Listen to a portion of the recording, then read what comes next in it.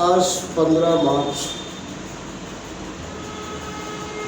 बसपा के संस्थापक काशीराम का जन्मदिवस भी है, लेकिन बसपा रो रही है।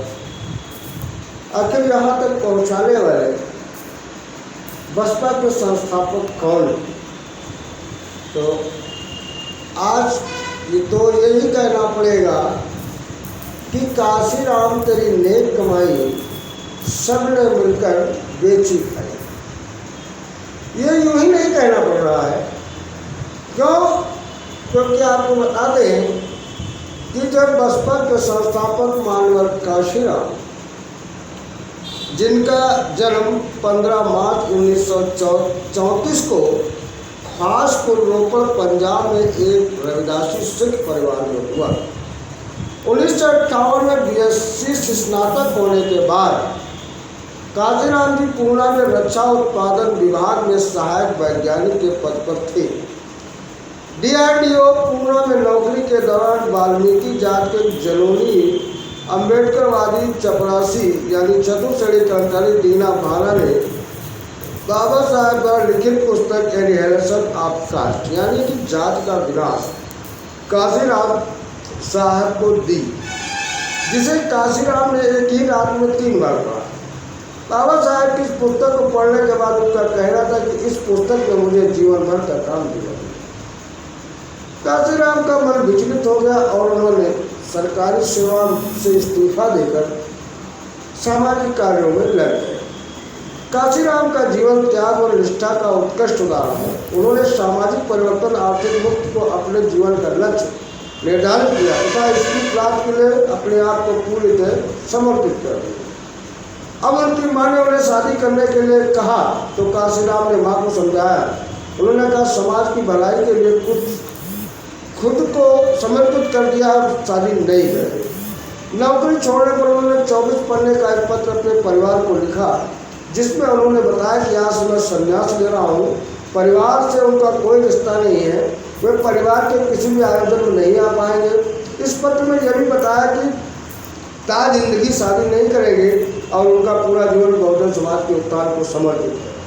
काशीराम ने ऐसा मार्ग चुना जिसके नेता भी वो स्वयं थे और कार्यकर्ता भी वो स्वयं। इसलिए उन्होंने एक विस्तृत योजना तैयार की। इस योजना की पहली कड़ी में विचारधारा का चुनाव तथा उनका निरंतर परिष्कार। उन्होंने बहुजनवाद को थीसिस विकसित की, जिसके अनुसार 3 वर्गों को छोड़कर अल्पजन यानी मनवादी शोषक हैं, इसलिए दलित, पिछड़ा, अल्पसंख्यक यानी कुल मिलाकर 85% बहुजन समाज शोषित है। इसलिए काशीराम ने 15% vs 85% की लड़ाई का फार्मूला तय कर दिया। अपनी योजना की दूसरी कड़ी में काशीराम ने बहुजन समाज बनाने के लिए 7 समाज सुधारक जो बहुजन परिवारों में पैदा हुए, जिन्होंने ब्राह्मणवादी सामाजिक व्यवस्था के खिलाफ विद्रोह किया था, जैसे गुरु घासीदास, नारायण गुरु, बिरसा मुंडा, ईवी स्वामारावी, पेरियार, महामना, ज्योतिबा फुले, राजर्षि, साहूजी महाराज, बाबा साहब अम्बेडकर। इनके विद्रोह को पुनर्जीवित कर मिशन को भौगोलिक और सामाजिक विस्तार देने की योजना बनाई। इसके बाद इन्होंने शुरू कर दिया उस संगठन का निर्माण जहाँ से अनवरत चलते रहे। काशीराम राजसत्ता को मास्टर चाबी कहते थे। वे राजसत्ता को साध्य नहीं साधन मानते थे, जिससे सामाजिक परिवर्तन और आर्थिक मुक्ति के साध्य को प्राप्त किया जा सके। राजसत्ता की चाबी पाने के लिए काशीराम समय अंतराल योजनाबद्ध तरीके से 3 संगठनों की स्थापना की, जिसमें वामसेव की स्थापना 6 दिसंबर 1978 को बाबा साहब के परिनिर्वाण दिवस पर काशीराम ने backward and minority community employees federation BAMCEF का गठन किया। वामसेव का नॉन पॉलिटिकल, नॉन रिलीजियन और नॉन एजुकेशनल संगठन था। ये सिर्फ सरकारी कर्मचारियों का था। इसके पीछे काशीराम की मंशा थी कि वामसेव के कर्मचारी समाज को अपना टाइम, टैलेंट, ट्रेजर वापस देंगे, यानी पे गए। वामसेव बहुजन समाज के लिए टीचर की भूमिका निकाल करेगा। फलस्वरूप वामसेव के कार्यकर्ताओं ने पूरे देश में साहित्यिक, सांस्कृतिक, सामाजिक, बौद्धिक आदि क्षेत्रों में मनोवाद के खिलाफ तूफान खड़ा कर दिया तथा जात धर्म में बटे हुए बहुजन समाज को सांस्कृतिक प्रतीकों के साथ जोड़कर ट्रेनिंग देते रहे। उस स्थापना की। DF4 बामसेब के गठन के 3 वर्ष के बाद यानी 6 दिसंबर 1981 को बाबा साहब के परिनिर्वाण दिवस पर ही काशीराम ने DS4 का गठन किया। इस संगठन का पूरा नाम दलित शोषित समाज संघर्ष समिति था। यह संगठन राजनीतिक दल तो नहीं था, लेकिन इसकी गतिविधियां राजनीतिक दल ही जैसी थी।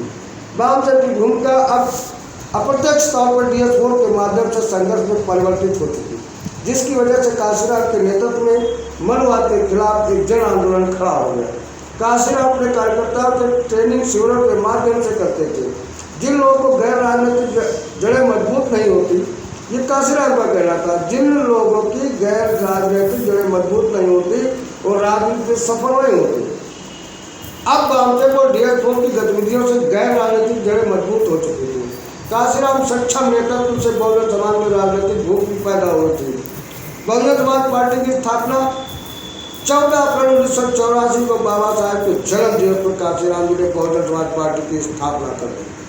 इसके बाद वो चलते रहे, चलते चलते उन्होंने 13, 33, 36, 96, 66 और 99 तक सफलता अर्जित कर ली।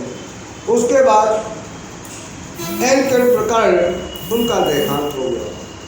यानी देहांत होने से पहले उन्होंने काशीराम को जीवन में सबसे बड़ा झटका पार्टी गठन के मात्र 2 वर्ष बाद तब लगा जब बामसेब काशीराम से अलग हो गए, जिसका अफसोस अक्सर काशीराम अपने भाषणों में किया करते थे। कहते थे मैंने मेरी जवानी का पूरा दिमाग और समय बामसेब को तैयार करने में लगाया था। यह सोचकर कि समय आने पर बामसेब का सदुपयोग कर मैं अपनी आसानी से बहुजन समाज को हुक्मरान समाज बना दूंगा। लेकिन बामसेब के कुछ लोगों की गद्दारी की वजह से बामसेब को मुझसे अलग कर दिया गया।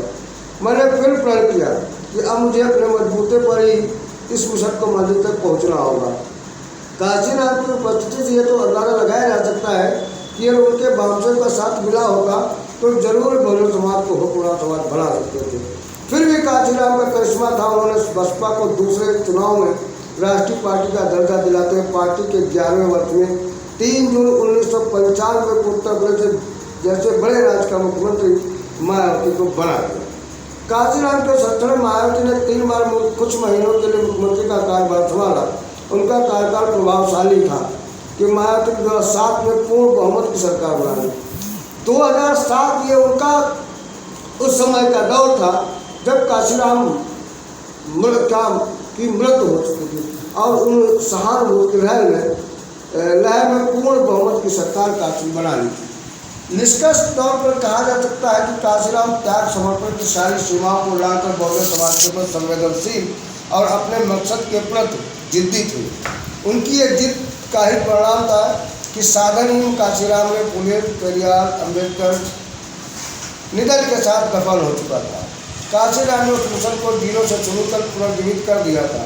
बहुजन समादर्श और बहुजन साहित्य को पहचान दिलाकर काशीराम के सपनों का भारत, सम्राट अशोक के भारत का बहुजन समाज को रास्ता दिखाया ही नहीं, ख्वाब भी दिखाया। काशीराम के बहुजनवाद ने मनुवाद को हमेशा के लिए अपराधी घोषित कर दिया। भविष्य में काशीराम की बसपा भले ही खत्म हो जाए, लेकिन काशीराम का बहुजनवाद सदैव प्रसारित बनकर बहुजन समाज को प्रेरणा देता रहेगा। इन्हीं शब्दों के साथ काशीराम का आज 88 जन्म दिवस है और न्याय चक्र ऐसे महान नायक को सलाम करता है जो इन लोग के नायक के रूप में पहचाने जाएंगे। जय भारत।